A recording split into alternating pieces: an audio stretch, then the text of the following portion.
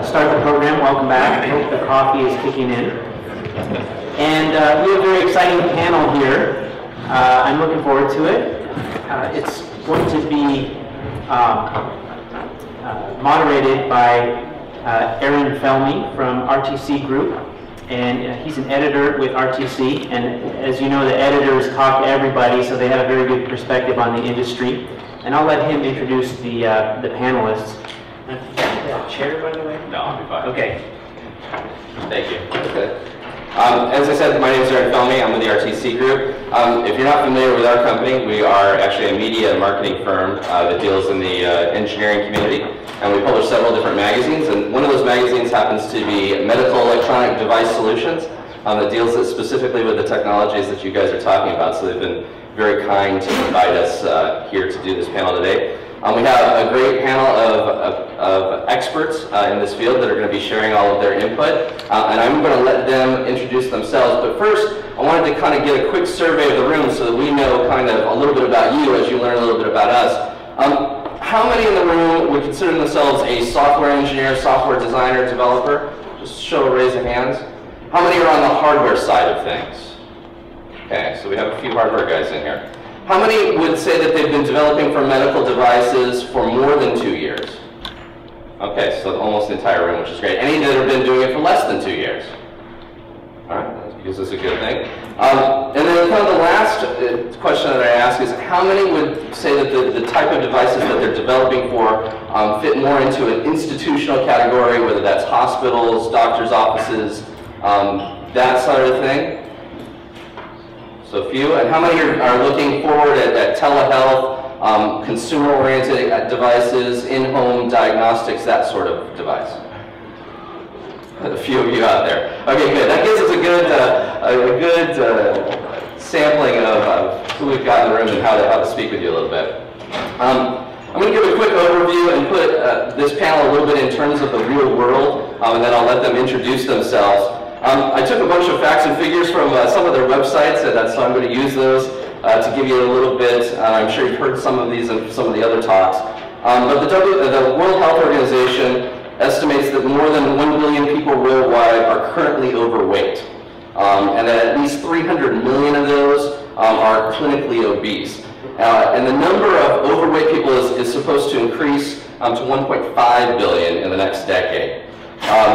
They also estimate that there's 600 million people currently living with chronic disease. And in the US alone, the financial needs of that will grow from $500 billion to $685 billion in the next decade. Globally, the number of persons over the age of 60 is 600 million, and that was in 2000, so that was a decade ago. And in the coming decade and a half, that's supposed to double. This was an interesting survey that I found from the Netherlands. We were talking about the Netherlands a little bit earlier. That is revealed that healthcare for healthy individuals over the course of their life is actually more expensive than those who have considerably unhealthy lifestyle choices such as smoking or obesity. And so dealing with the financial repercussions of healthy people living longer is going to be something that they're going to be looking at politically.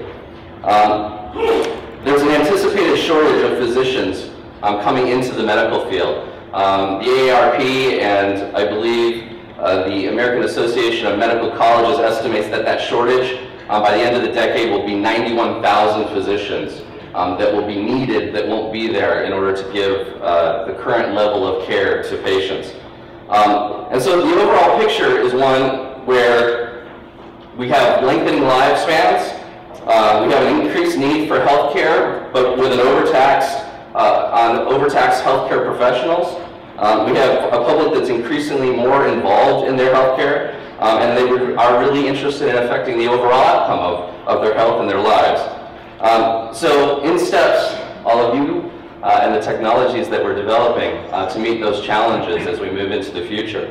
As I was kind of preparing these opening remarks, I got a news release yesterday that Ford Motor Company, who I didn't even realize has a health and wellness division, has announced that they have now developed a seat that can monitor your heart and warn you of an impending cardiac arrest or cardiac distress as a driver.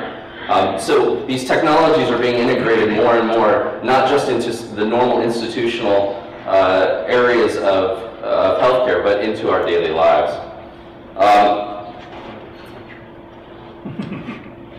Today there's a surge in telehealth, and many companies are creating innovative solutions. While this is promising, we're having to deal with the challenges of safety and regulation. Obviously, we have somebody from the FDA here today to talk a little bit about regulation and the balance that's needed in order to bring innovation to market. And how we tackle these challenges is going to be an interesting world for us. So today we have these panels of experts. I'm going to let each of them introduce themselves in turn as we go down and tell them a little about yourself and your organization and what you do.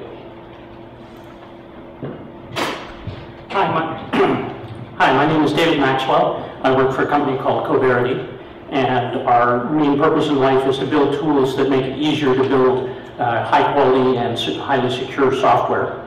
And my role at the company is running a project that was initiated by the Department of Homeland Security to analyze open source software.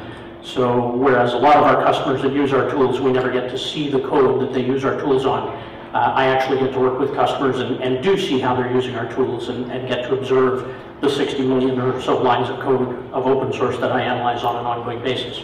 So we have quite an insight into the quality of code and the kind of issues that people experience in building complex systems. And so hopefully I can share some useful information with you today.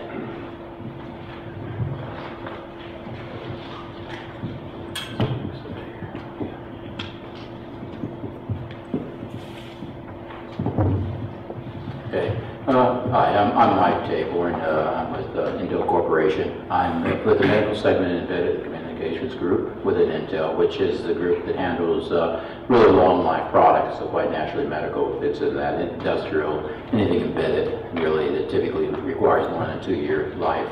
The particular group I'm in handles that. And of course, being in the medical segment, I focus primarily on making sure that, or trying to ensure that our technologies can really meet the requirements of the medical community.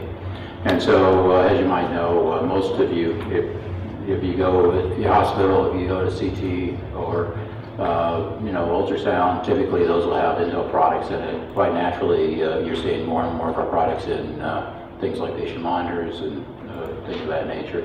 And naturally, since we're a network company, I drive much of the data centers, et cetera. Our knowledge and understanding of security is quite high in those spaces, and quite naturally we're pushing those down into spaces, and medical is one of those for safety, security, privacy concerns that we're addressing as well.